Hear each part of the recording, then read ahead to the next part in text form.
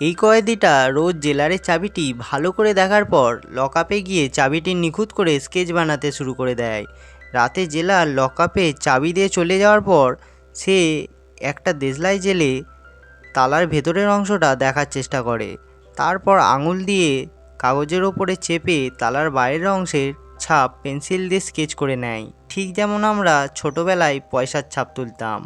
তারপর সে একটা কাগজ রোল করে তালার ভেতরে ঢুকিয়ে একটি কাঠের স্টিকের মাধ্যমে তালার ভেতরের অংশের আন্দাজ পায়।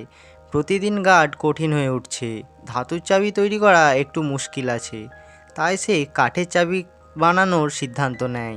তাই সে জেলে কাঠের কাজ করা কয়েদিদের সাথে ডিল করে, যদি তারা তাকে চাবি বানাতে সাহায্য করে তাহলে সে সবার জন্য চাবি তৈরি করে দেবে।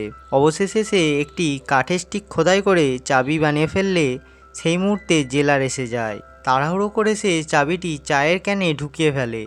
জেলার তৎক্ষণাৎ চায়ের ক্যানটি খালি করতে বলে, কিন্তু ক্যান খালি করার পরেও জেলার কিছু পায় না, কারণ সেই 150 আইকিউওয়ালা মানুষটি খুব চালাকির সাথে আগেই চাবিটি বার করে নিয়েছিল।